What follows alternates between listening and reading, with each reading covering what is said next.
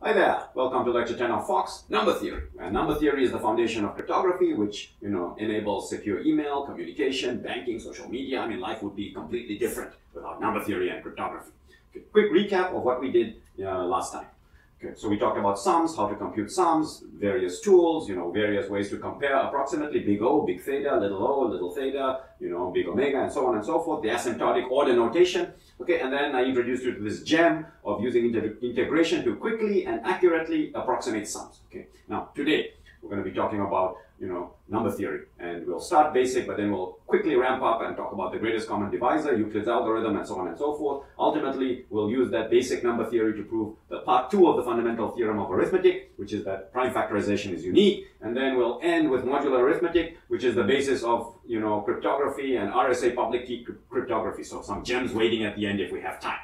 Okay, now, number theory has attracted the best, the purest of the pure mathematicians, and why? And that's because, we can formulate very simple problems that, very hard to answer. So, for example, look at this, 6. Okay, 6 is, has divisors 1, 2, and 3. Divisors less than 6, and 1 plus 2 plus 3 is equal to 6. So we say 6 is perfect because it equals the sum of its proper divisors. So how many perfect numbers can you find? Okay, we don't know. Such a simple question, we don't know. Is there an odd perfect number? We don't know. Okay, so let's at least talk about what we do know. We'll start from the basics and let's go to the board. Okay, number theory basics.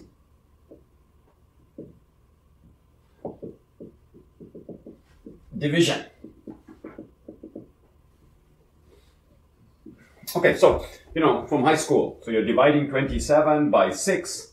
Okay, so you're going to get 4 with a remainder of 3, and you all know how to do this. Okay. Another way of writing this is that 27 is equal to 4 times 6 plus the remainder 3. So this we call the quotient Q, and this we call the remainder R. Okay. And now, this breakdown of any number, so you can think of this as a number n, and you can think of this as a divisor d. Okay, so you have a number n, a divisor d, a quotient, and a remainder. This breakdown is fundamental, and it always exists for any number and any divisor. So theorem. Okay, and I'm going to dig into your high school vault. Okay, so this is, we can call this the quotient, remainder theorem. Okay, for any number n, which can be an integer, and any positive divisor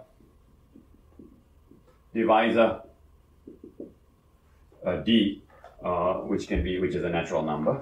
It's always possible to write n as a product of a quotient times d plus a remainder, where the remainder is at most d. Okay, so just as in this case, see, the remainder is at most 6. Okay, and in fact, this can be done uniquely. So there's a unique Q and R for which this is true. Q and R are unique. Okay, and I'm going to take this for granted. If you want to see the proof of it, you can look in the problems at the end of this chapter.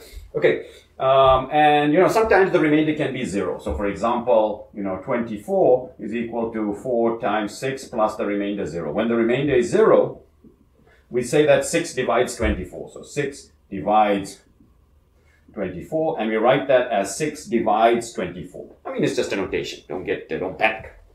Okay, and when if a divisor d divides n, that means that n is equal to kd for some k in the integers.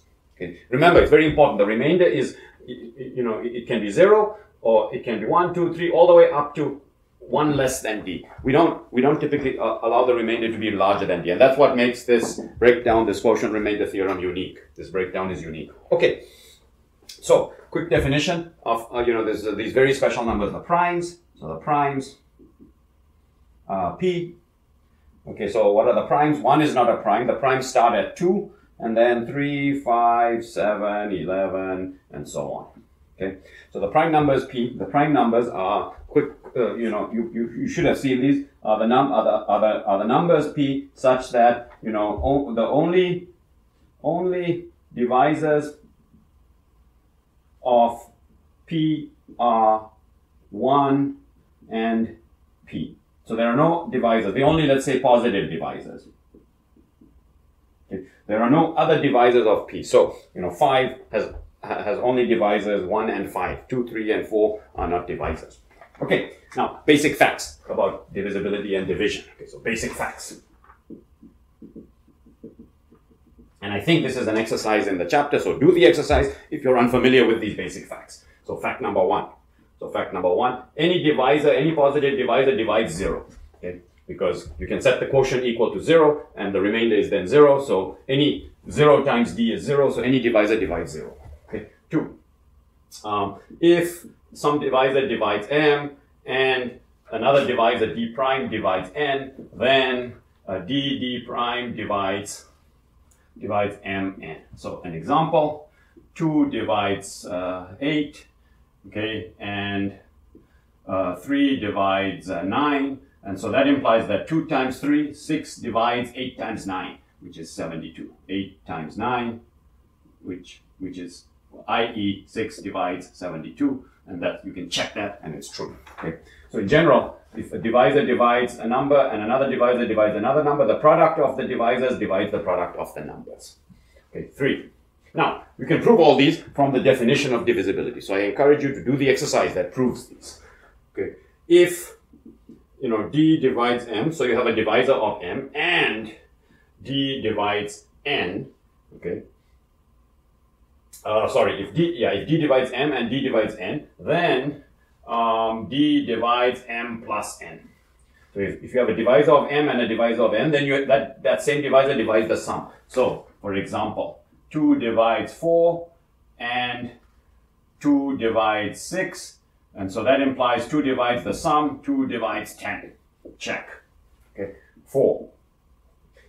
If you have a divisor of a sum, d divides m plus n, and d divides one of those terms, d divides m, so you divide a sum and you divide one of them, then you must divide the other, d divides n. Okay, as an example, 2 divides 4 plus 6, and 2 divides 4, so this means that 2 divides 6. Notice that this wouldn't be true if 2 didn't divide 4, so 2 divides 3 plus 7 as well. But now you can't apply this because 2 divides the sum, but it doesn't divide any one of those. It doesn't divide m. Okay? And 5, if d divides m and m divides n. So d divides m divides n, so then d divides n. Then d divides n. Okay? And as an example, 2 divides 4 and 4 divides 12. So this means that 2 divides 12. Okay, 2 divides 4, 4 divides 12. Okay, and the last property that I'm going to list is that, if d divides n, so if you have a divisor of n, then any multiple of d, so x times d, where x is a multiple of d, a positive multiple of d, x times d divides x times n. And that's, all these are relatively simple facts about divisibility. Hopefully you're very familiar with them. So as an example, d 3 divides 6. And so 2 times 3 divides 2 times 6. 2 times 3 divides 2 times 6. And what is that saying? That's saying that 6 divides 12, which is certainly true. Okay, so, make sure you're comfortable with those facts. If you're not comfortable, prove them as the exercise, and you can see the proofs. Okay, and we are going to ramp it up and talk about the greatest common divisor. Okay, so the greatest common divisor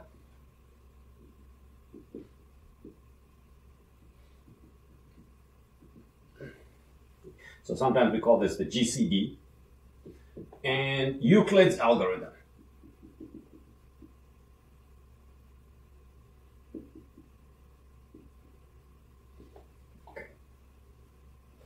So let's take two numbers. So for example, 30 and 42. Okay. And let's look at the divisors of both of these numbers. So the divisors of 30 are 1, 2, 3, 2, 3, 5, 6,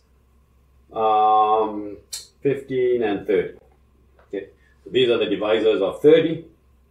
And correspondingly, let's look at the divisors of 42. So 42 has the divisors 1, 2, 3, 6, 7, 1, 2, 3, 6, 7, 14, 21, and 42.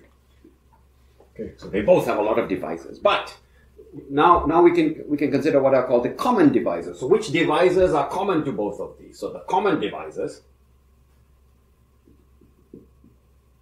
of 30 and 42 is the set of divisors. So you look at what's common. So it's the set of divisors 1, 2, 3, and 6.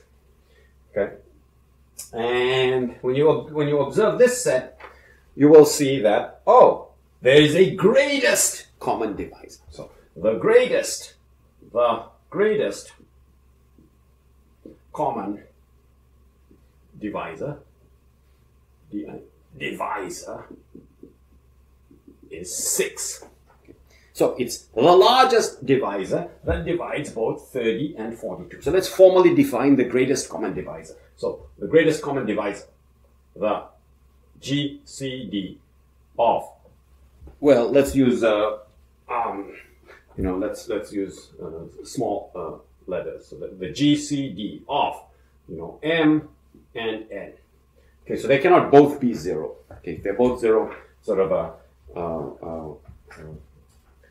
degenerate case. So the greatest common divisor of M and N, okay, so this is now a definition, is the largest positive integer that divides M and N. No surprise. Okay. So in particular, it means that the GCD of M and N divides M, because it divides both, and the GCD of M and N divides N. Okay, it divides both of them, and it's the largest. Now, how could we sort of, mathematically sort of state that it's the largest? Okay, so one way to mathematically state that is to say that suppose you have some other common divisor. So, and if D is some other common divisor, then it must be the case that the GCD is at least as large as D. Then D is at most the GCD of M and N. So any other common divisor cannot be larger than the GCD, because the GCD is the largest. This is the formal mathematical definition of the greatest common divisor. Okay, so some definitions. So relatively prime.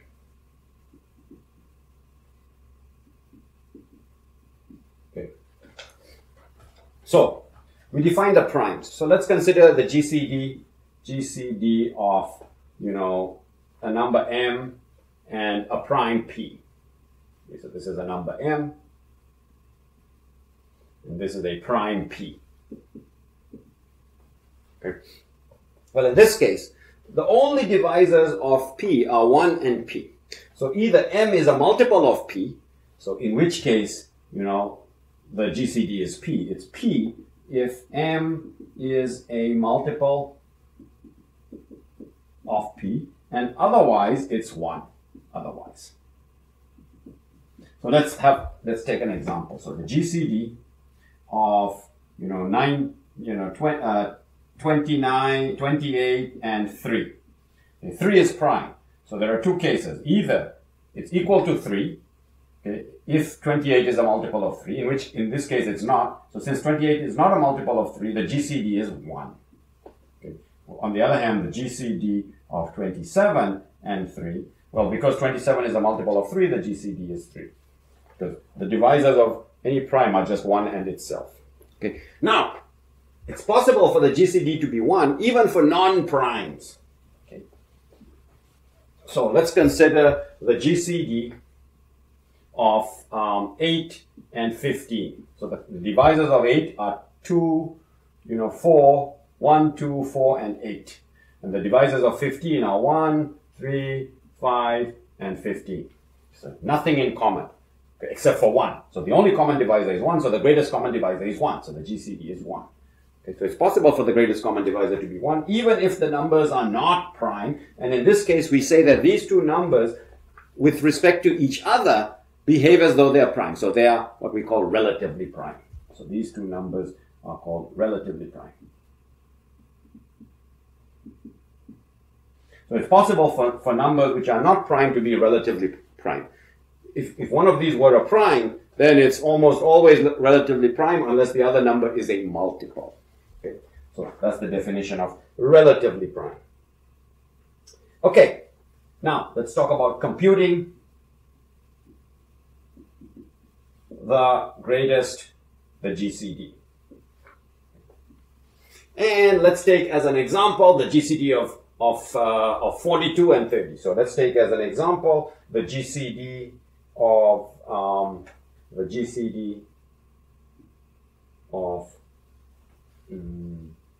42, or let's say 30 and 42. So how can we compute this? Well, one way is to list out the prime factors, okay, and then go and look what's common, and then take the largest thing that's common. That's a standard way. But Euclid gave a much more powerful algorithm. So that's what we're going to discuss Euclid's algorithm, and it's so powerful, it's so fundamental to number theory, okay, that it's worth spending a little bit of time. So we're going to talk about Euclid's algorithm.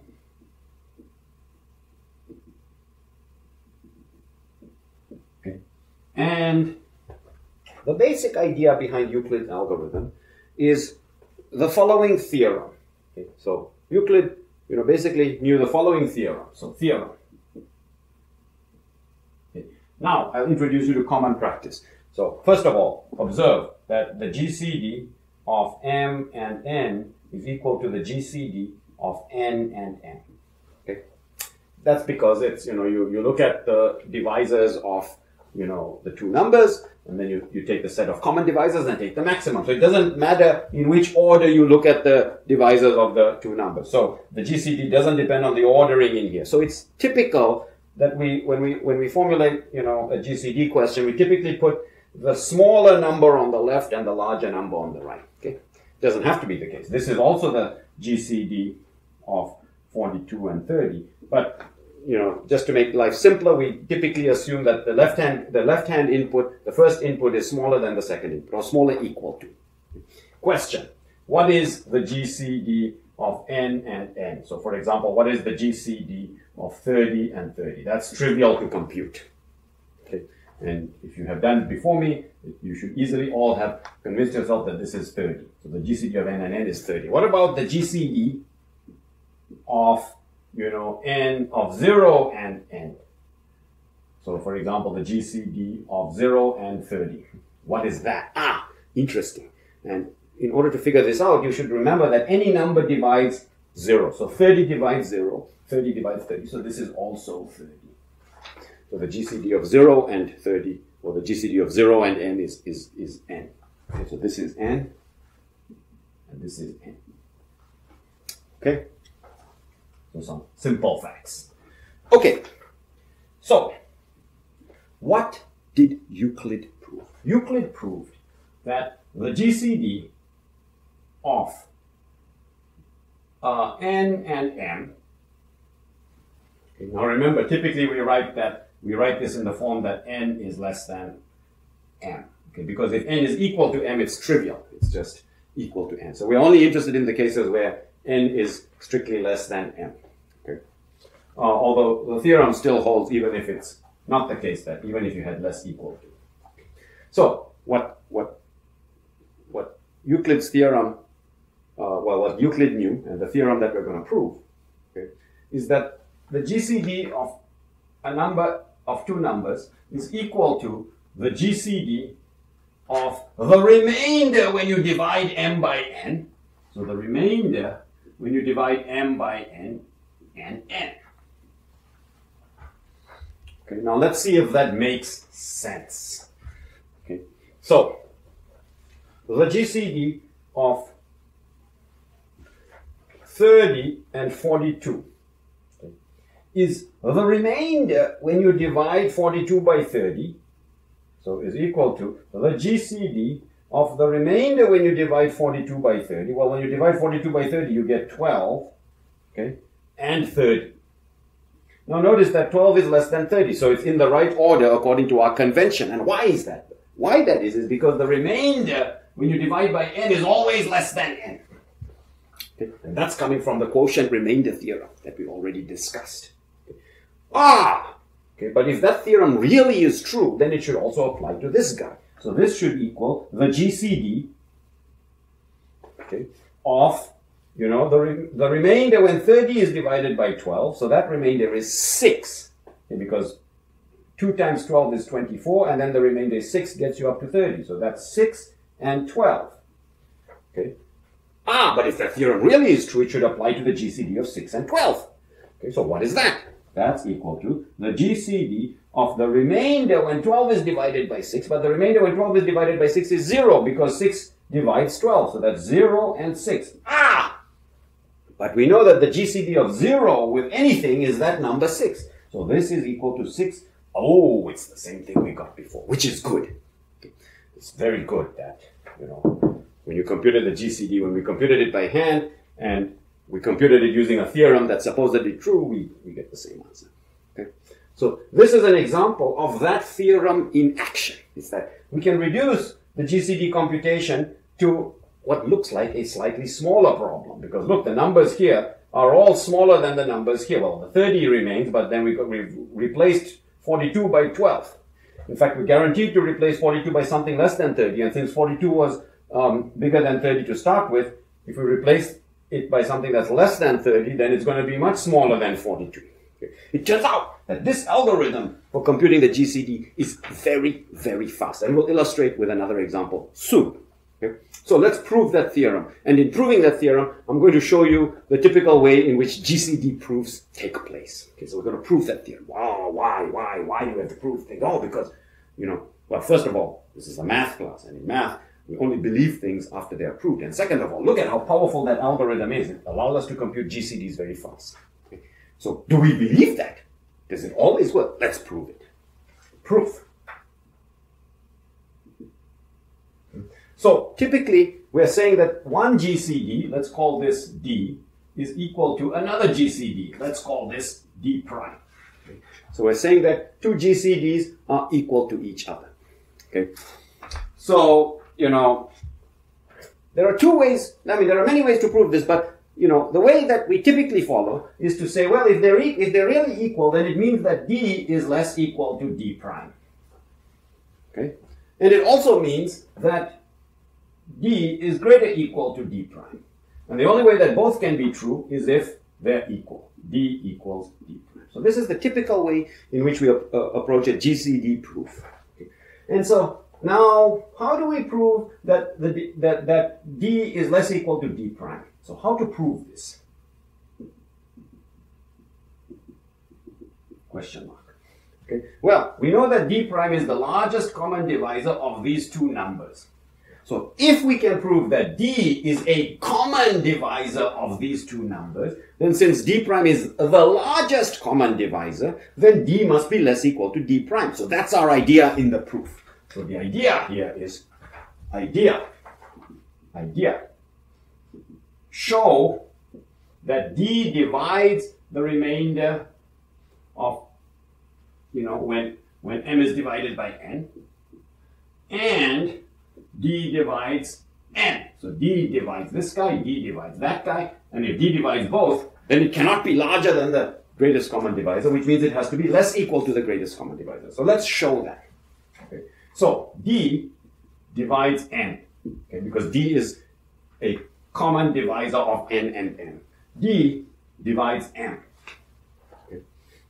Okay. Now, what is the remainder? Remember, you're dividing M by N. So M is equal to Q times N plus a remainder. And that's what this guy is. Okay. So this R is the remainder when M is divided by N. Okay. That's the definition of the remainder. Okay, but let's see. The remainder R is equal to M minus Qn. Okay. So D divides M, D divides M, and D divides N. So D divides Qn. So D divides M, and D divides Qn. That implies, so this is a sum of two things that D divides. And one of our divisibility facts, this means that D divides R. Okay. So we have proved that D divides, i.e. D divides the remainder of M and when M is divided by N. And by construction, by the definition of D, D divides N. Okay, so D divides N. So D is a common divisor. D is a common divisor. Therefore, D is less equal to D prime. Very similar proof allows us to show that D is at least D prime, because what's the proof idea? The idea. Let's prove that D prime is a divisor of N and D prime is a divisor of M. So D prime is a common divisor of N and M. If it's a common divisor of N and M, it cannot be larger than D, the largest common divisor of M and N. So therefore, it's less equal to the largest common divisor of N and M, i.e. it's less equal to D. So we want to prove that D prime is less equal to D. Idea, show D prime divides N and D prime divides M. So let's prove it. Okay. D prime divides the remainder, so it divides M minus Qn. And we know that D prime divides N, because it's a common divisor, in particular the largest common divisor. So D prime divides N. Okay. And this is one of our divisibility facts. If you divide a sum, and you divide one of the terms in the sum, then you must divide the other term. So by our divisibility facts, this means that D prime divides M. Because D prime divides a sum, it divides one of the terms in the sum, and therefore it must divide the other term. Okay. So D prime divides M, D prime divides N. So D prime divides M and N. It divides both M and N. Exactly what we wanted to show. So this means that D prime is less equal to D, because D is the largest divisor of M and N. That proves this fundamental theorem. Okay, that proves this fundamental theorem. So let me erase this and let's come back and do another example.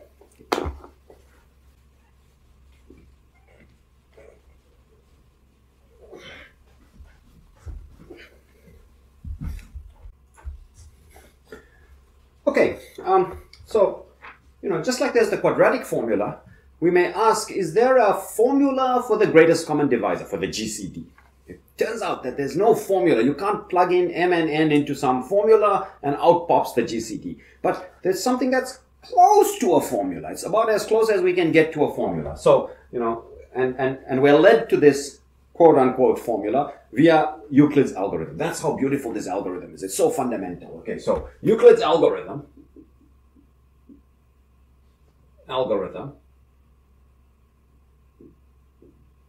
which I already illustrated it. It's basically the use of this theorem to sort of reduce the GCD to until you get to the GCD of something with 0, and then you can immediately compute. That's Euclid's algorithm. Now we can formalize it in an algorithm, but you saw an example, and I'm going to do another example. So Euclid's algorithm, i.e. this theorem, okay, leads us to what's called Bazoot's theorem, or Bazoot's identity. Bazoot's identity, okay, which is as close as we can get in some sense to a formula for the GCD, which is like a formula for GCD. Okay, and it's kind of like a power tool in number theory, and divisibility theory, and so on and so forth. So, if you intend to go into cryptography, you need to know Bazoot's identity. You need to know these basic theorems. Okay, so let's do another example. So let's compute the GCD of, I'm going to say 42 and 108. Okay, so I'm going to compute the GCD of 42 and 108, and let's bring in another color. Okay.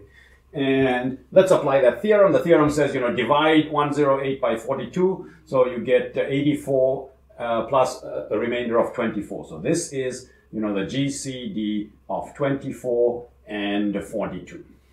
Okay. Now, I'm going to pause, and I'm going to tell you how we got this number 24. The reason we got this number 24 is because 24, okay, is equal to 2 times 40 is equal to, sorry, is equal to 108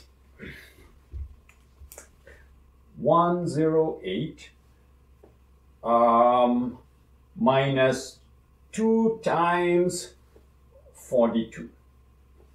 Okay, that's what the remainder is. Okay, the remainder is the number minus the quotient times the divisor. That's basically the definition of the remainder. And I'm just writing it down here, and we're just going to do some bookkeeping and keep track of how we got this remainder. Okay, and let's continue with Euclid's algorithm. So Euclid's algorithm says, well, this guy here is equal to the GCD. You've got to divide 42 by 24. So that's just let's see, 8 is that 18. Okay, so 18. So that's the GCD of 18 and 24. Okay. Now, where did 18 come from? 18 is just equal to, in this case, 42. Okay, minus 24. Minus 24. I'll write it here. Minus 24. Okay. But observe that 24 is equal to 108 minus 2 times 42. So this guy here is equal to 42, okay, minus of 108 minus 2 times 42. And you might be wondering, why am I putting all this colors in here? Okay, well, you'll see, hopefully you'll see shortly. So this is equal to 42 plus 2 times 42, so 3 times 42, okay, minus 108. Okay. Now you might be wondering, what am I going for? Well, look, this second remainder, 18, is 3 times 42 minus 108. 42 and 108 are exactly the original numbers I had. Okay. 42 and 108 are exactly the original numbers I had. So the first remainder we got is a linear combination. It's an integer linear combination. Integer means you multiply by integers. It's an integer linear combination of the original numbers. The second remainder I got is an integer linear combination of the original numbers. Let's see if this continues, this pattern. Okay. So this is equal to, now we've got to do the GCD. Okay. So we've got to do the remainder when 24 is divided by 18. So this is the GCD. Well, it's just 6 and 18. The remainder when 24 is divided by 18 is 6, and then you have 18. This is what that theorem says. You place n here, and you take the remainder of m when divided by n. Okay, that's what the theorem says. Okay, well, let's see. So here's a new remainder, 6. But why is this the remainder? Because 6 is equal to 24 minus 18. 24 minus 18. 24 minus 18. But wait a minute. We know what 24 is. So this is equal to 108 minus 2 times 42, okay, minus 18, minus 18. So minus of 3 times 42, okay, minus 108. Okay, now where did I get this from? Well, this guy here is 24, and this guy here is 18. Okay, interesting. Okay, so let's collect up terms. This is equal to 108 minus of minus 108. So this is equal to 2 times 108. Okay, minus 2 times 42 minus 3 times 42. So minus 5 times 42. Interesting. So this new remainder is also an integer linear combination of the original numbers 42 and 108. Okay, let's keep going with Euclid's algorithm. Euclid's algorithm next says that I have to do the GCD of 18 divided by 6, but that has a of the remainder when 18 is divided by 6, but that remainder is 0 and 6. And this we know how to do. This is just equal to 6. Okay, so the final GCD, okay, is equal to 6, which was one of the remainders in the algorithm. It was the remainder up until the point 0 appeared. Okay, that's how 6 became the GCD. It was the remainder up until 0 appeared. Okay, and so what we observe is that all the remainders that appear in this algorithm that uses that theorem, this is Euclid's algorithm, all the remainders that appear are integer linear combinations of the original numbers. In particular, the final remainder that, appears before a 0 appears is an integer linear combination of the original numbers. So observation, which is actually a theorem. And I leave it to you to prove this theorem by induction. Okay, it's not hard to prove. Okay, theorem. All remainders in Euclid's algorithm, which is this algorithm, in Euclid's algorithm, are an integer linear combination of the original numbers. Okay, that's what we see. Okay, in particular, the last remainder before 0 appears. And this last remainder before 0 appears, this is exactly the GCD. Because that's what once 0 appears, it allows us to instantly compute the GCD. Okay?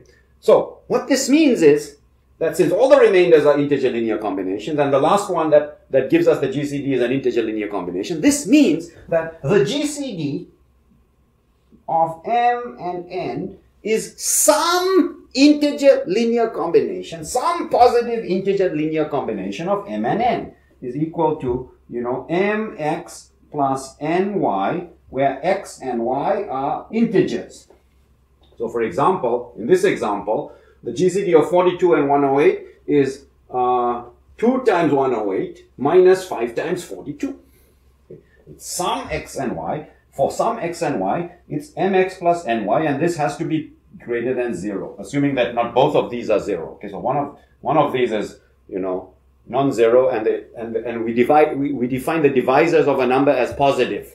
Okay, we don't typically define that minus 5 is a divisor of 5. We say that the divisors of 5 are 1 and 5. Divisors of 20, are sort of 1, 2, 4, 5, and so on, not the negative ones. Okay, so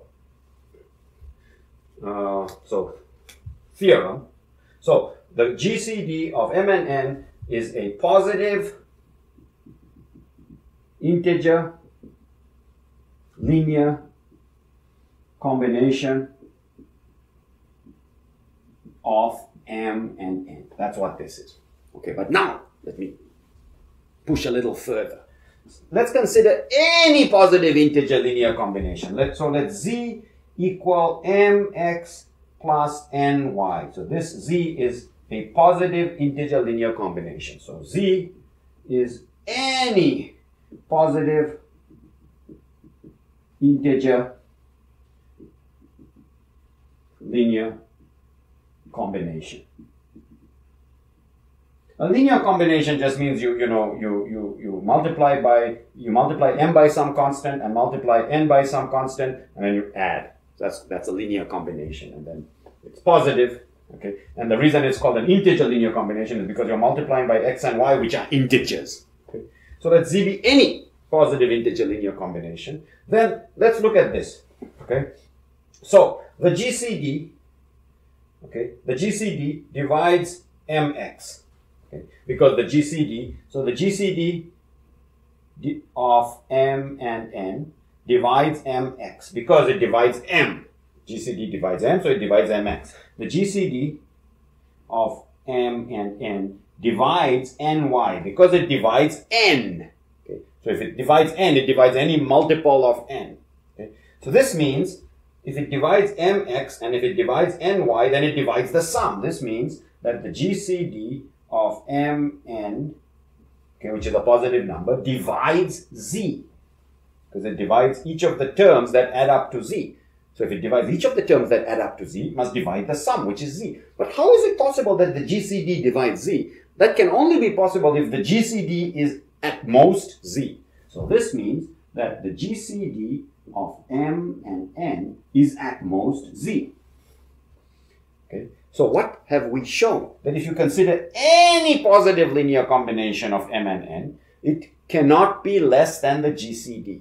So it means that the GCD is a positive linear combination, and no positive linear combination can be less than that. So this is the smallest positive linear combination of m and n.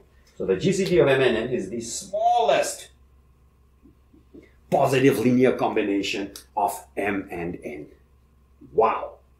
Okay, so let's summarize that in a theorem. That's called Bazoot's identity, and we've just proved it. Now you can see the formal proof of Bazoot's identity in the text. Okay, we've basically more or less proved it. Okay, so we're going to state it as a theorem.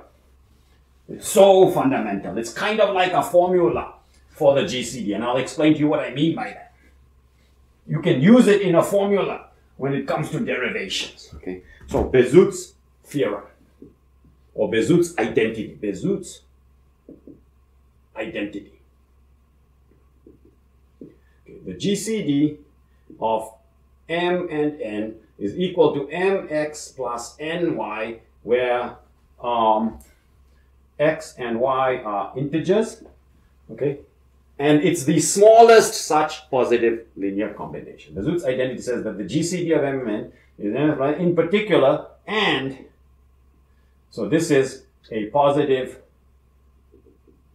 linear integer linear combination,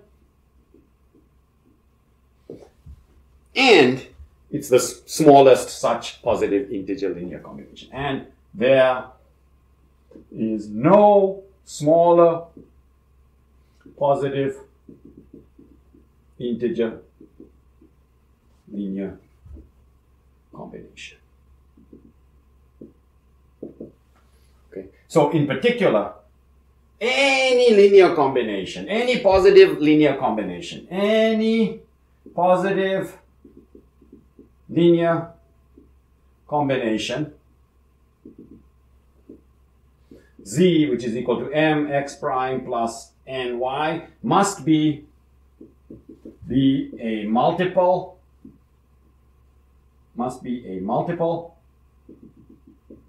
of the GCD of m and n.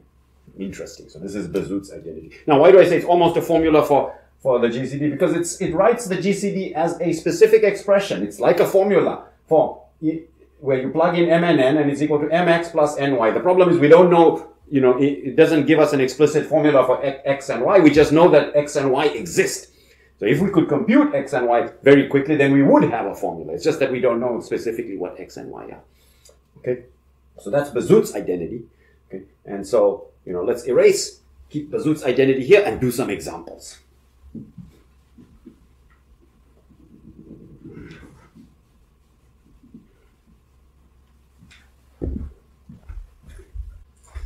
Okay, so let me state some GCD facts, and we're going to use Bazoot's theorem to prove them. And with Bazoot's theorem, they're going to be effortless to prove. It's like a power tool when it comes to proving GCD facts. If you try to prove them without Bazoot's theorem, and try, I mean, I'm not going to, but if you want to try, and it's not so easy to prove without Bazoot's theorem.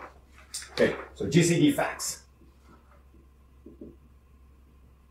Okay, now I'm going to state these as facts. Okay, so they're worth keeping in mind, worth remembering. The first fact, GCD of m and n is equal to the GCD of the remainder when n is divided by m and m. Okay, this we already proved. So I'll check it. So this we already proved. Okay. Now, the GCD is the largest common divisor, but it turns out that much more is true. Every common divisor divides the GCD. So 2.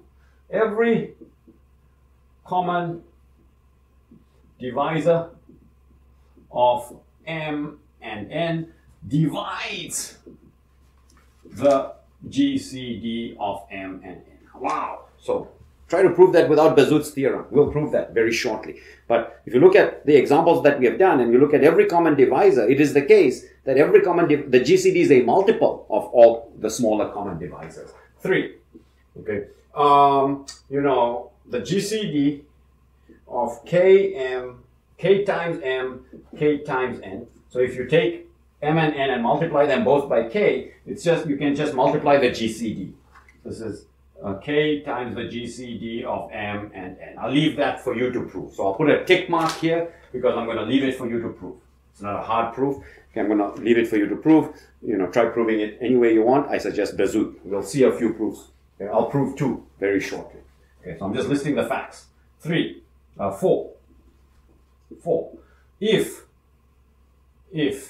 GCD of L and M is equal to 1, so L and M are relatively prime, and GCD of L and N, so L and N are also relatively prime, equals 1, then GCD of L and Mn equals 1. So then L is relatively prime to the product.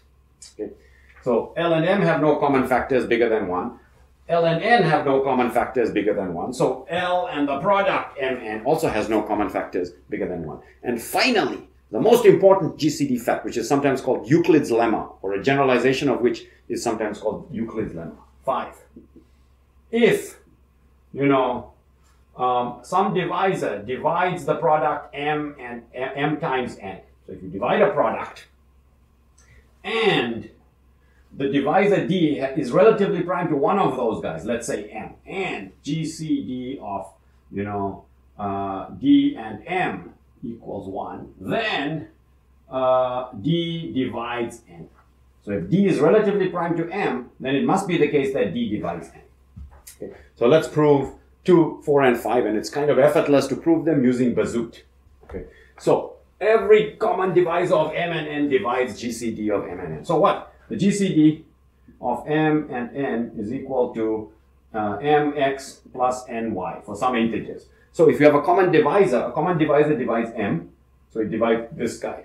A common divisor divides N, so it divides this guy. So any common divisor divides each of these terms, so it divides the sum. Any common divisor divides mx and ny, so therefore it divides the sum. What does that mean? If it divides the sum, it divides the GCD. End of proof. One line. Okay, so this is the proof of 2. So check mark.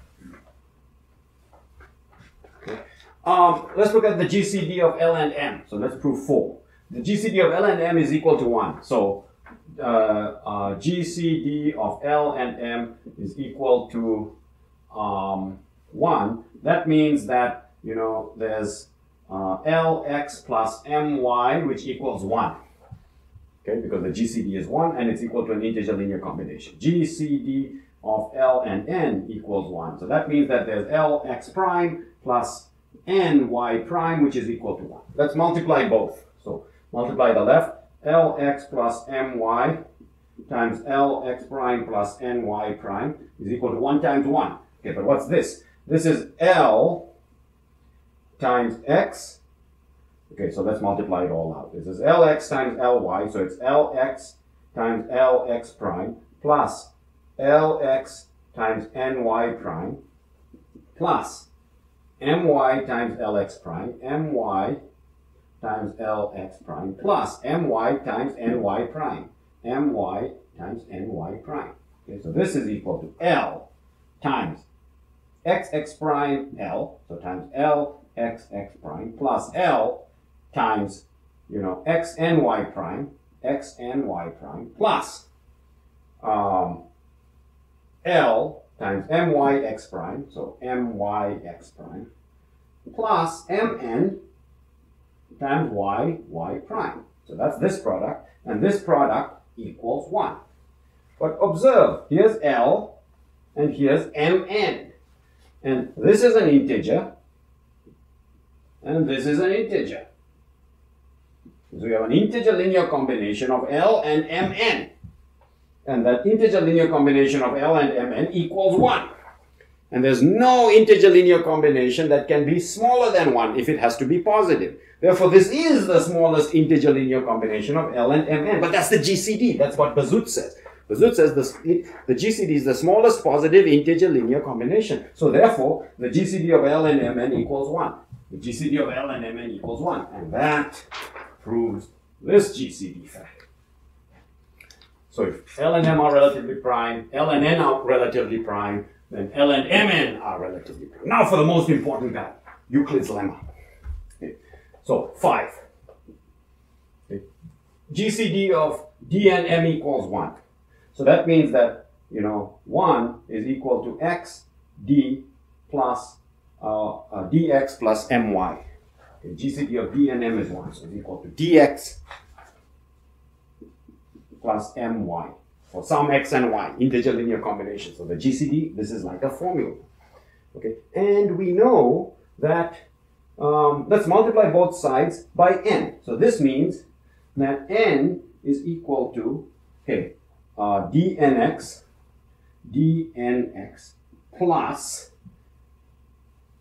mny. Now let's look at the right-hand side. Well, this is clearly divisible by d, okay, because it's a multiple of d.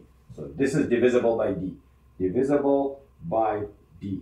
This is also divisible by d because d divides mn. That's part of the assumption in GCD fact 5. So this is divisible by d. So d divides this guy, d divides that guy. So d divides the sum. But if d divides the sum, that sum equals n. So d divides n. i.e. d divides sum, which means d divides n. That's what we wanted to prove, that d divides n. So we have proved. So let's put it in a box, because these are fairly important GCD facts. We're going to keep it here. Box says, Malik, don't erase. Okay, so we can erase all of this, and then I'm going to come back and I'm going to show you that, number theory, the GCD, Bazoot's identity, it's been in the movies. Okay, and then we're going to finally prove the fundamental theorem of arithmetic part 2, which says that, the way in which we can factor any number into primes is basically unique.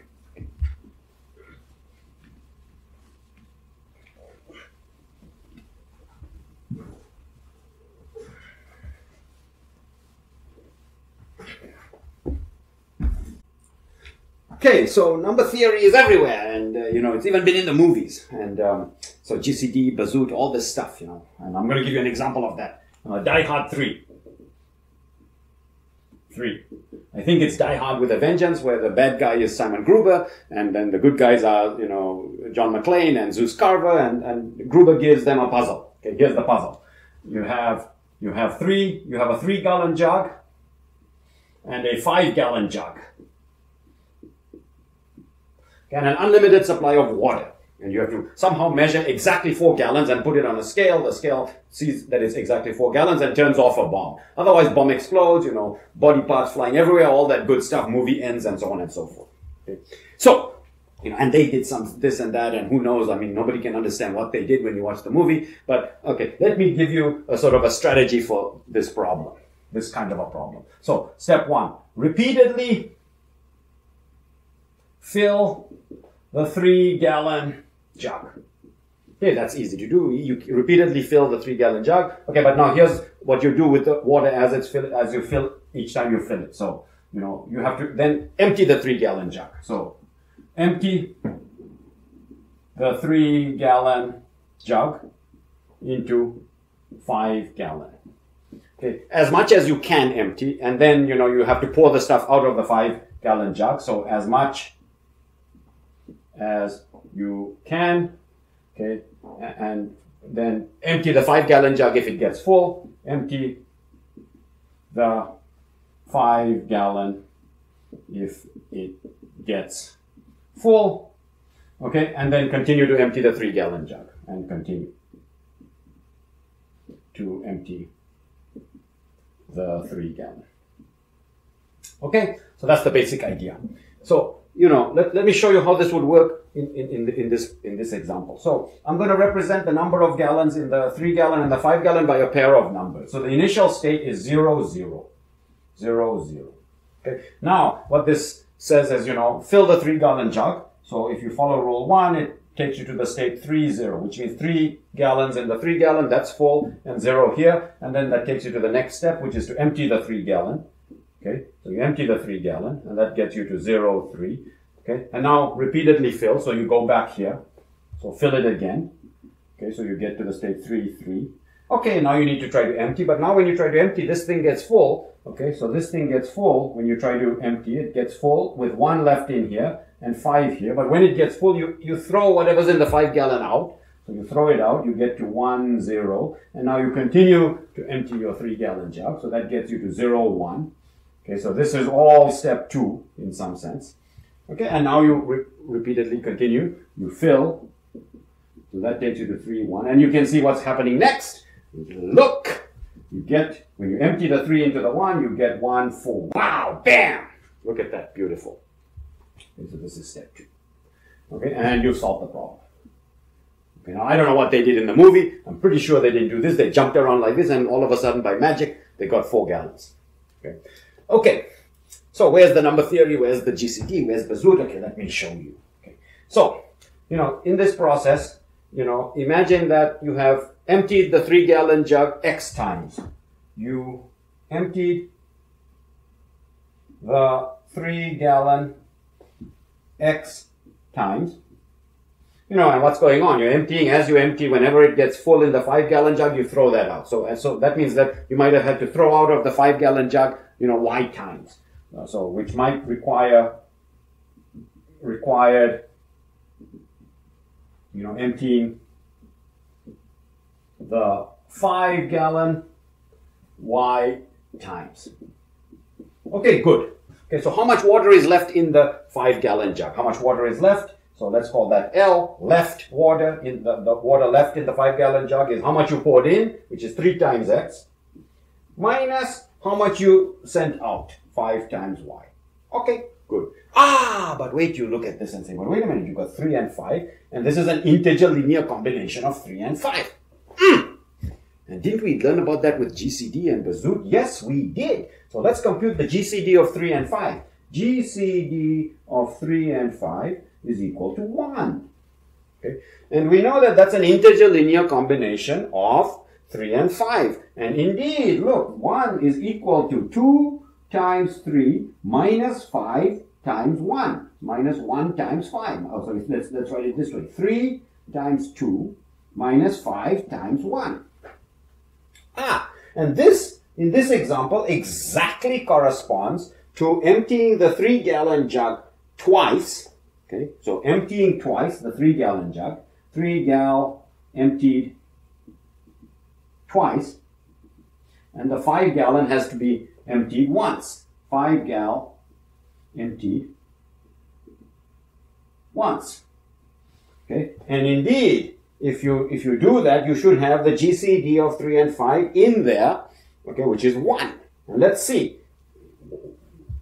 When you have emptied the 3 gallon into the, when you've emptied it, so here you've emptied it once, then you fill it, you emptied it again, and you end up here.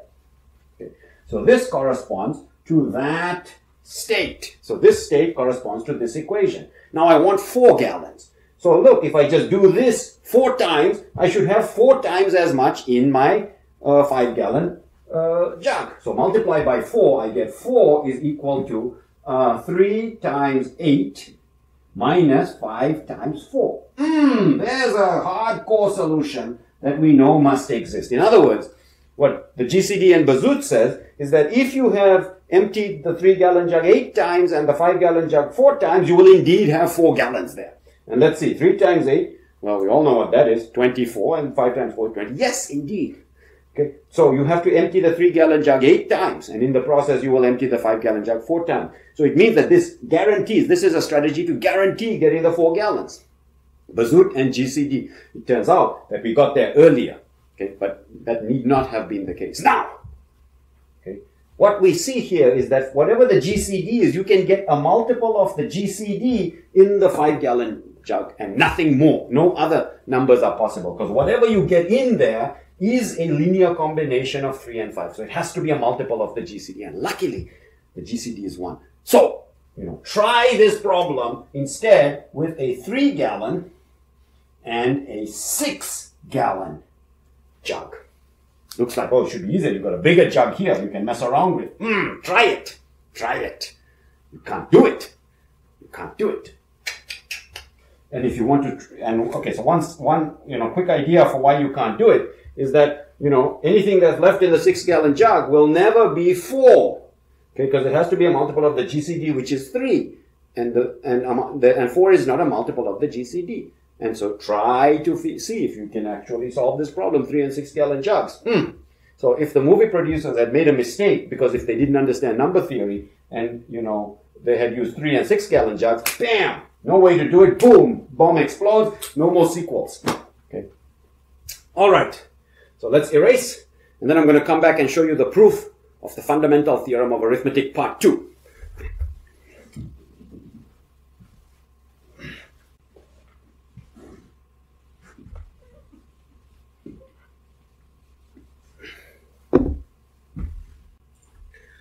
Okay, so let's prove the fundamental theorem of arithmetic, second part. What does that say? It says that when you factorize a number into a product of primes, you can do this in, at most one way. So that there's only one collection of primes that when multiplied together equals some given number, for example, 20. So 20 is 2 times 2 times 5, and there's no other collection of primes that equals 20. Okay, so let's prove it. So the fundamental theorem of arithmetic, part 2.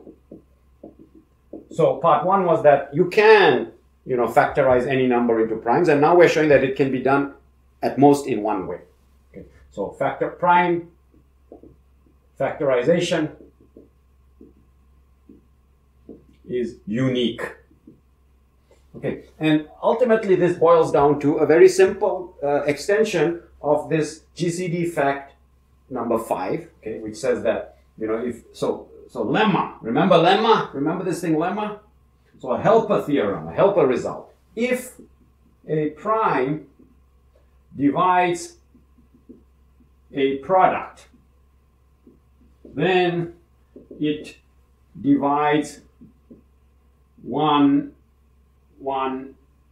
term in at least one term. Then it divides at least one term in the product. So what does that mean? If a prime P divides Mn, then P divides M or P divides N.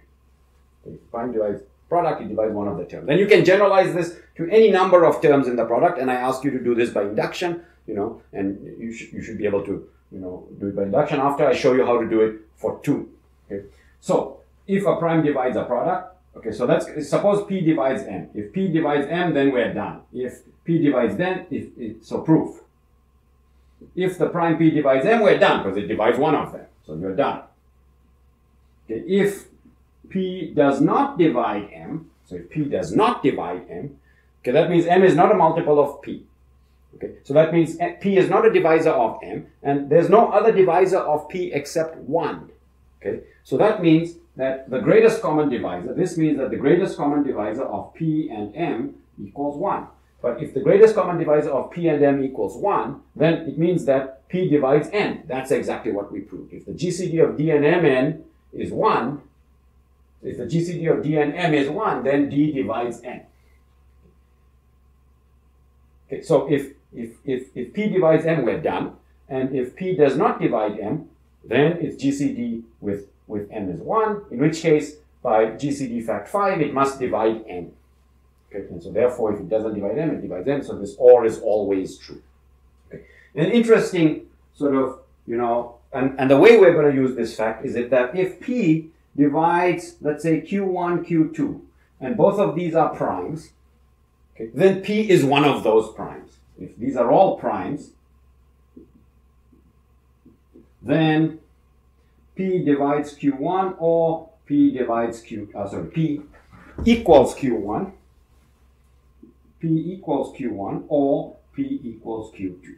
And, why is this? Because we just showed that if P divides a product, it divides one of the terms. So it divides Q1 or it divides Q2. But Q1 and Q2 are primes. So the only way P divides Q1 or Q2 is if one of them is equal to P. Okay. And again, you can, by induction, extend this to any number of, primes in the product here. Okay. So I'll just summarize that, and it's for you to prove by induction. If prime P divides Q1, Q2 up to QR, then P equals Qi for at least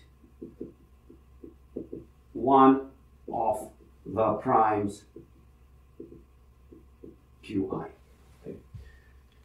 So, you know, we just did some sort of deeper investigation into GCD fact 5. Basically, if a prime number divides a product of primes, then one of the primes in that product is my prime number, P. Okay. So now let's come and prove that prime factorization is unique. Well, we're going to prove it by contradiction, and, you know, we'll take out our fishy pen, okay, because we're going to prove it by contradiction, and we're going to assume that no, it's not the case, that there is some number which has two different prime factorizations. Well, if there's some number which has two different prime factorizations, then there's a smallest number which has two different prime factorizations. We're talking about positive numbers here. Okay, so let n star be the smallest positive number with two, and I'm going to emphasize different prime factorizations. Okay, so n star is equal to P1, P2, P3 up to Pk. Okay, where and also n star is equal to Q1, Q2, Q3 up to Qr. So they're different prime factorizations. So they don't even need to have the same number of primes. And they're different means that at least one of the Q's is different from one of the P's. Okay, and all the primes are bigger equal to 2. Okay, so P1 clearly divides n star. So P1 divides n star. So if it divides n star, well, it divides n star because they're the same number. Okay, so that means that P1 divides Q1, Q2, Q3 up to Qr. But we just argued that if a prime P divides a product of prime, then at least one of these is equal to P1. So this means that at least one of these equals P1. And, you know, without loss of generality, okay, so we can assume, we might as well just set that the one that equals P1 is Q1. It could be any one of them, so it could be Q3, we can just relabel. We can relabel Q1 to Q3 and Q3 to Q1, okay, and then P1 equals Q3. So one of these is P1, we might as well assume it's the first one. So that means that n star is equal to P1, Q2, Q3 up to Qr. Okay. And, you know, we have that now P1 divides n star. Okay, so let's look at n star divided by P1, which is P2, P3 up to Pk. Okay.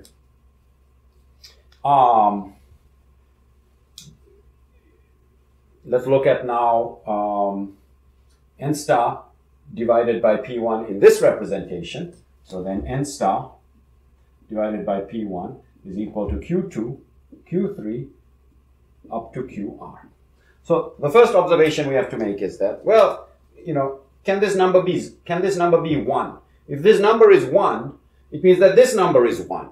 It means that n star equals P1 and n star equals P1 are both, so these numbers are, they don't exist. That means that, you know, these numbers are all 1. They don't exist. So R equals 1 and K equals 1. So this number is not, if this is 1 and this is 1, then n star equals P1 and n star equals P1. They're not different factorizations. So we conclude that this number is not 1 and this number is not 1. So these numbers are strictly greater than 1. But the important thing is, these numbers are greater than 1. But the important thing to note is that since the original prime factorizations are different, the only place they can be different is in the terms P2 to Pk. So these terms P2 to Pk cannot be the same terms as Q2 to Qr. Okay. So what that means is that n star over P1 and is equal to, you know, P2 up to Pk, and it's also equal to Q2 up to Qr, and these are different prime factorizations. Okay. And if they're different prime factorizations, then how is it possible that the number for which they're different prime factorizations is less than n star? Because it's n star divided by p1, and p1 is bigger than or equal to 2. So this guy has different prime factorizations, and it's smaller than n star. Smaller than n star. But n star was supposed to be the smallest, so that's fishy. Okay. And that means that this n star cannot exist. N star cannot exist. And what does that mean? That means that there is no number which has, no positive number which has two different prime factorizations. And that proves the part 2 of the fundamental theorem of arithmetic. Okay. So we're going to change gears and talk about modular arithmetic. So this was the invention of the great Gauss. So when I say great Gauss, and if he invented it and he's great, then we better study this thing. Okay, and it's an absolutely ingenious sort of way of thinking about divisibility, which leads to all kinds of simplifications when you need to do tasks. But more importantly, modular arithmetic is sort of the foundation of modern cryptography. Okay. And without cryptography, we cannot, do emails, banking, social media, and so on and so on. Life would be very different. Okay. And so, a blockbuster application of number theory today is cryptography. So let's study modular arithmetic. Next, with our prime goal being to sort of, understand, we'll study it in the context of cryptography. And, what does it mean? Cryptography, what's the challenge there, and how do we do it? Okay. So let's erase, and we'll be back. Let's do the speed erase.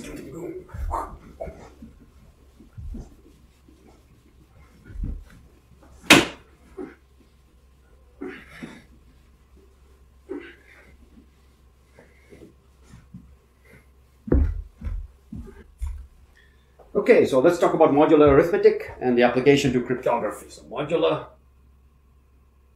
arithmetic and cryptography. I'll just call it crypto. Okay. So what's the fundamental problem in cryptography? So you have Alice sends over some communication channel, which is typically public, sends a message M to Bob. Think that Alice and Bob are planning a surprise party for Charlie. Okay, and is telling Bob, the time, date, and place, let's say. Okay. The problem is that Charlie is able to listen in on this channel. So Charlie is listening in.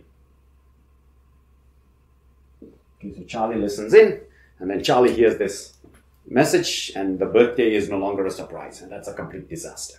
Okay. So the question is it possible for Alice and Bob to use a public communication channel in order to communicate in such a way that Charlie, who can hear, who can listen, will still not be able to understand what's going on? Okay, so here's a very simple solution or a simple attempt to solve this problem, which is that, okay, so first of all, let's talk about what is a message. A message is an ASCII string, but what is an ASCII string? An ASCII string is just, can be converted into a much longer bit string. And what's a bit string? Well, it's just a binary representation of some number. So we can assume that M is a number, a large number. Okay? And we can even assume that M is prime, because any large number has a factorization uniquely into primes. Okay, so we can assume that M is a large prime. M is a large prime. Okay, and so if M is a product of multiple primes, then Alice just sends the various factors, separately over the channel. Okay. Now, what can Alice do? So let's say, Alice and Bob meet in the supermarket one day, like 17 years ago, and they had this incredible foresight, and so they exchanged what we call a private key. So another humongous prime. So Alice and Bob secretly exchange a, what's called a private key K, another large prime. Okay? So they both know K, and Charlie was not at the supermarket that day, so Charlie doesn't know K. Okay? So here's what Alice and Bob get. Here's what Alice does. Alice takes the message M, okay, and constructs the message M, let me call it star, which is equal to M times K. So just multiplies the message M by K. Okay, nice. Okay. We call this the encoded message. So basically Alice encodes the message M into the message M star by multiplying M by this key, the secret key K.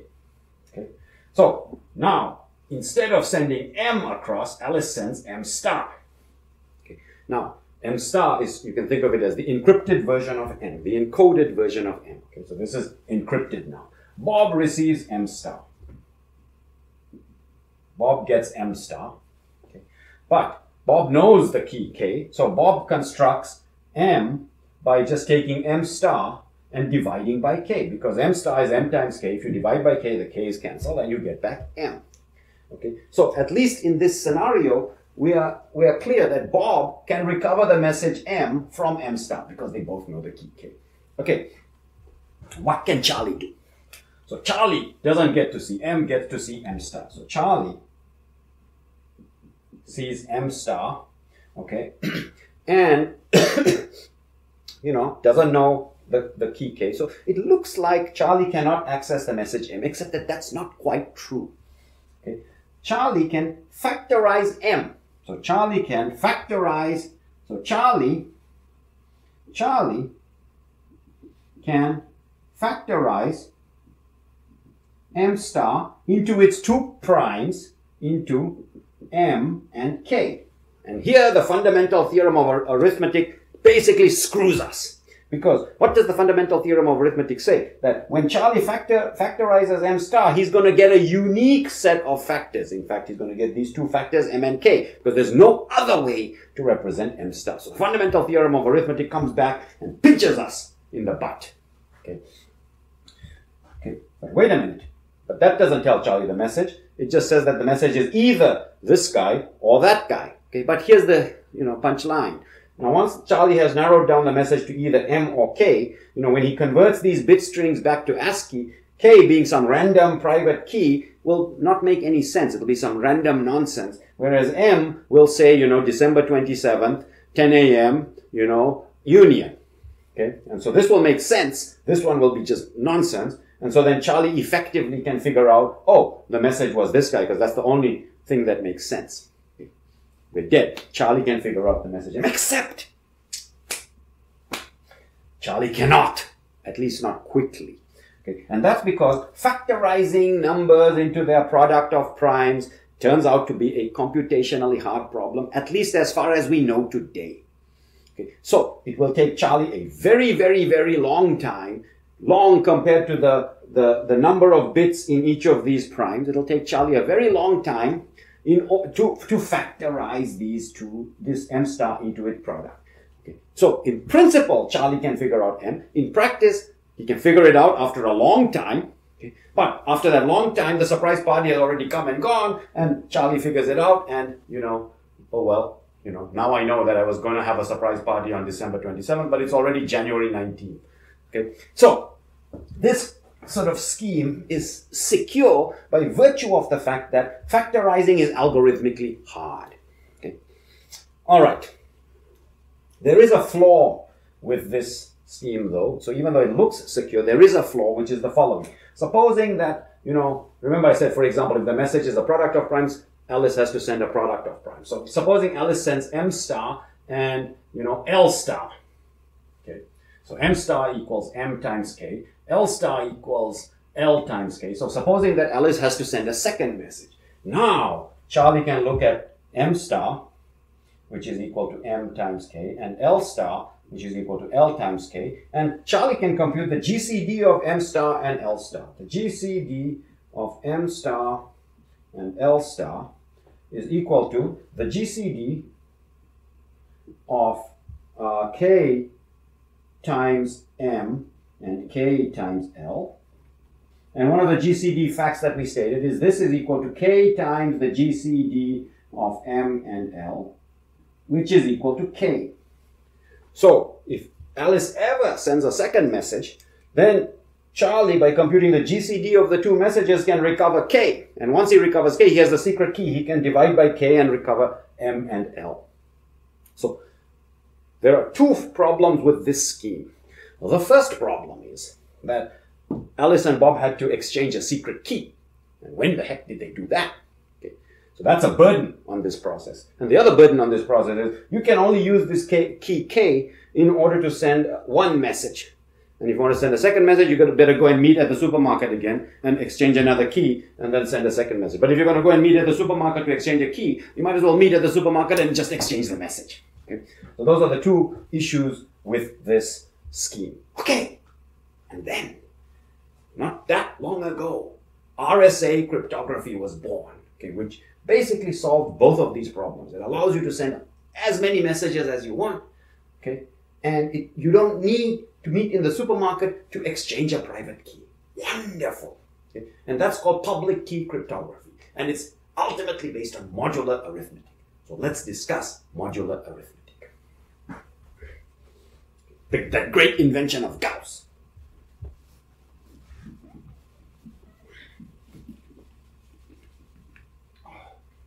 Okay. Modular arithmetic.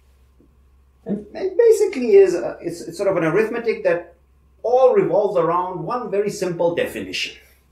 But then the sort of math, the arithmetic that we develop around this is so convenient that it's just so beautiful. So modular equivalence.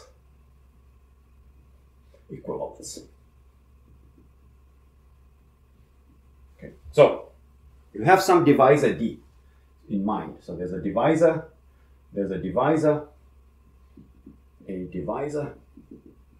D that you have in mind. Okay?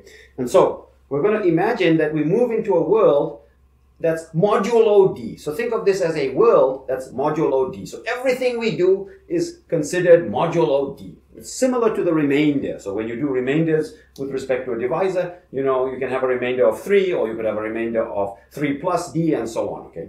So we move into a world,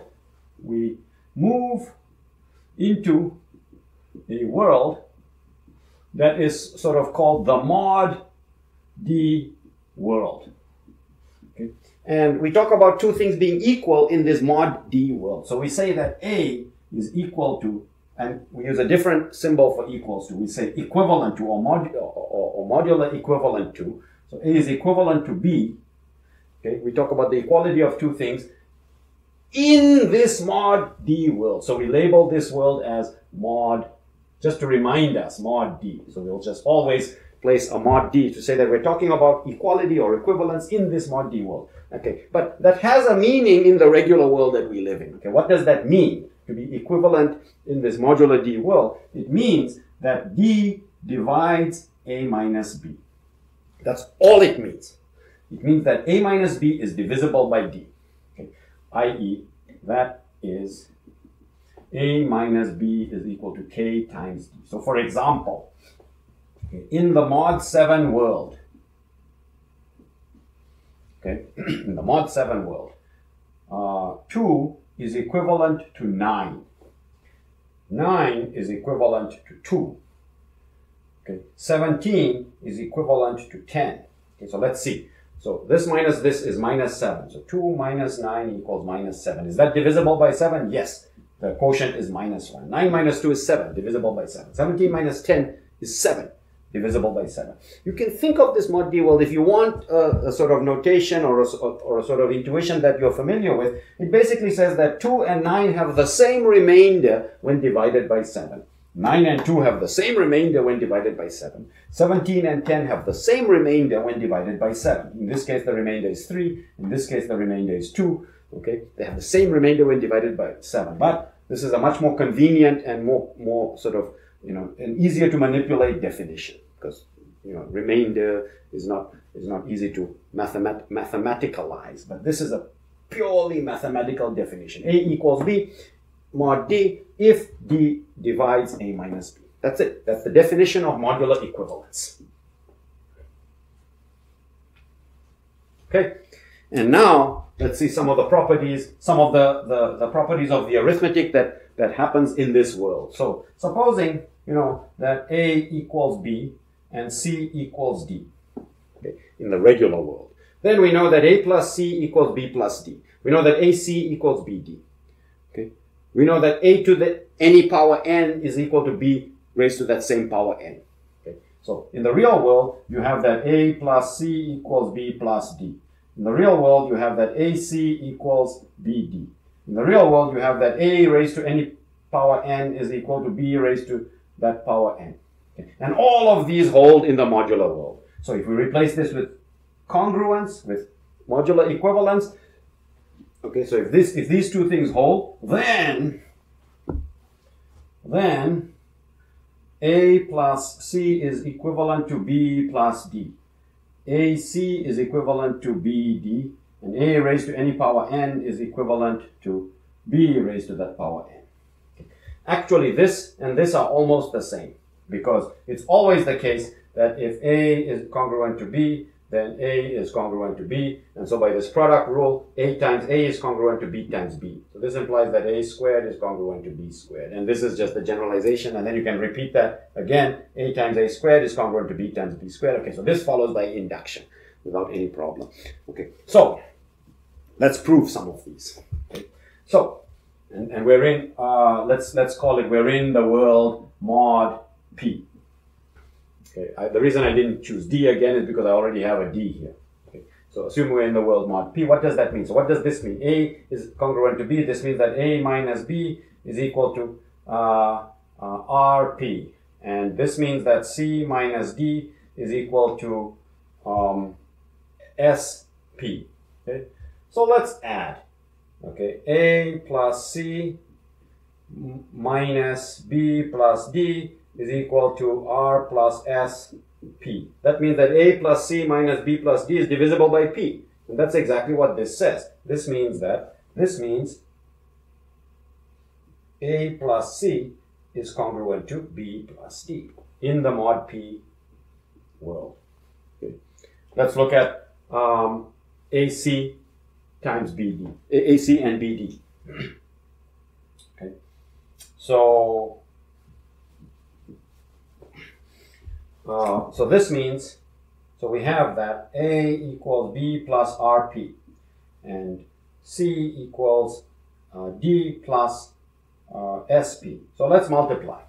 So AC is equal to B plus RP times D plus SP. Okay, and this means this is equal to BD plus PRD, so PRD plus PSB plus PSB, P times SB, plus P squared times RS, which is plus P times RS. P times RD plus P times SB, okay, plus P squared times RS. So that's P times RS. Okay, taking the BD to the other side, AC minus BD is equal to P times RD plus SB plus PRS. But this is a multiple of P. So AC minus BD is divisible by P. So that means that AC is congruent to, or is equivalent to, BD in this mod P world. Okay, so there, I proved this, I proved this. Okay, and I leave this for you to prove by induction using this. Okay, so arithmetic in the modular P world is very similar to arithmetic in the regular world. Now you might notice that I've got addition, I've got multiplication. What about division? That's the problem. Division is not quite the same in the modular P world. Okay, so let's do some examples. Okay. Division is not quite the same. Okay, so let's do some examples. So in the real world, if you know that, 5 times 4 is equal to, is equal to, let's say, x times 4, you can cancel out the 4s, okay, in the real world. So let's see whether you can do that in the modular P world. Okay, so let's do some examples. Okay, 5 times, say, 15 times 6 is equivalent to 13 times 6. in the mod 12 world. Okay, so let's see why. Because if you take this minus this, so 15 times 6 minus 13 times 6 is equal to 2 times 6, which is 12, which is divisible by 12. Okay, so now, we think we're in the real world and we say, let's cancel. Let's cancel the 6's, because the 6 appears on both sides of this equality, actually a congruence or an equivalence. Okay, and so we are expecting 15 to be congruent to 13 in the mod 12 world. And that's not true. That's not true. Okay, because look, 15 minus 13 is not divisible by 12. Okay, let's do another example.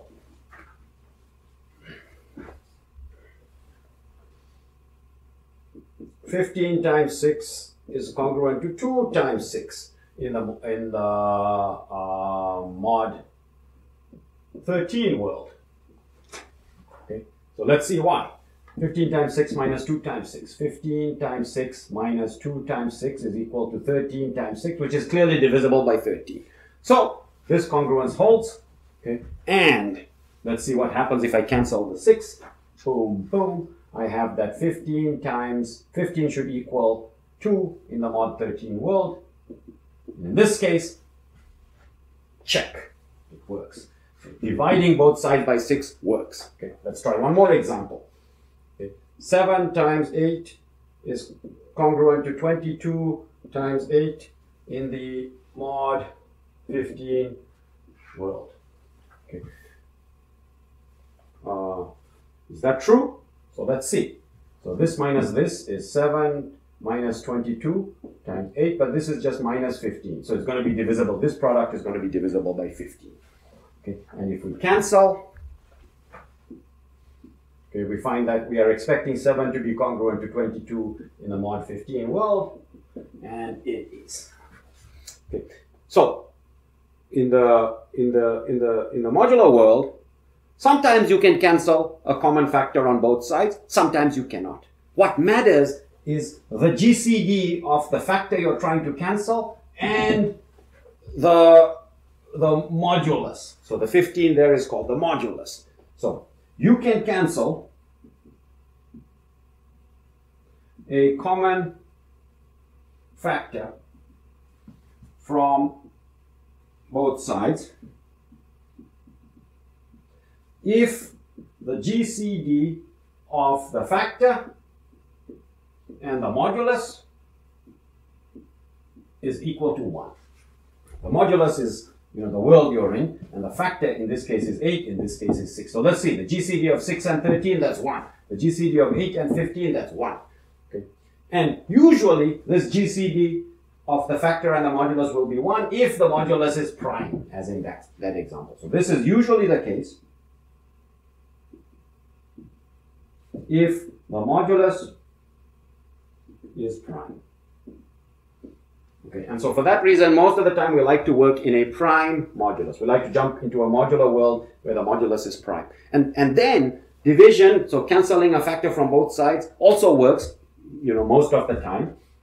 In which case, all the properties of arithmetic carry over essentially unchanged to the modular arithmetic world. So if the modulus is prime, then addition, multiplication, raising to a power, and division, so dividing both sides, all work in the modular world. Let's prove this. Okay. Suppose AC equals BC in some mod D world. In the mod D world. Okay. So what that means is that D divides C times A minus B. That's what it means. It means that D divides AC minus BC, which is C times A minus B. Okay. Now, suppose if GCD of D and C is equal to 1, so then the GCD of D and C equals to 1, then the GCD fact 5 that we proved before says that then it means that D must divide A minus B. Then D divides A minus B, and that means that A is equivalent to B in the mod D world.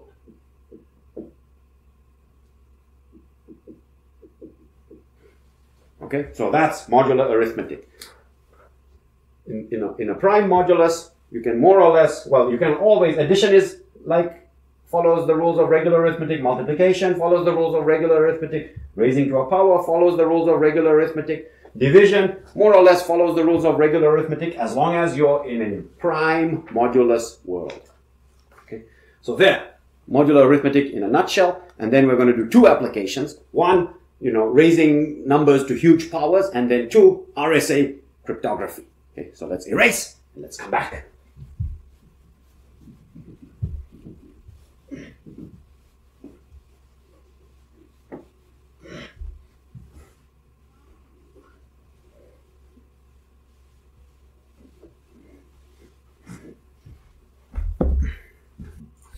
Okay, so let's see how modular arithmetic enters into cryptography. So it's extremely convenient in the modular world to raise numbers to large powers. So example. Okay, what is the last digit of 3 raised to the power 2020? 2020 is this year, so what's the last digit? Okay. Wow, it's going to be very hard to even compute this number on a computer because you'll run into overflow. So let's figure out what does last digit mean. Last digit means that the remainder when divided by 10, i.e. remainder when divided by 10. So if the remainder is r, then 3 to the 2020 is going to be equivalent to r in the mod 10 world. Okay, so let's start small. What's 3 squared? So 3 squared is equal to 9, which is congruent to -1 in the mod 10 world. Okay, and why is that? Because 3 minus -1, which is 3 plus 1, is 10, is divisible by 10. Okay, so I'll write that as 9, as 3 squared. 3 squared is congruent to -1 in the mod 10 world. But look. Okay, let's raise 3 squared to the power 1010, 1010. Well, we have this property that multiplication and raising powers is just like it is in the real world. So 3 squared to the 1010 should be equivalent to or equal to or congruent to -1 to the 1010 in the mod 10 world.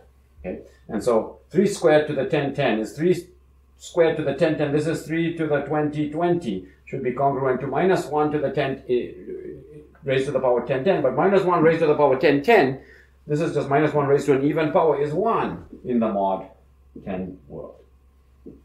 Okay. We're done. That's the remainder. So the remainder when 3 to the 2020 is divided by 10 is 1. So the last digit of 3 to the 2020 is 1. Okay. So let me ask you, compute the last digit of 3 to the 2019 and 3 to the 2018 exercises.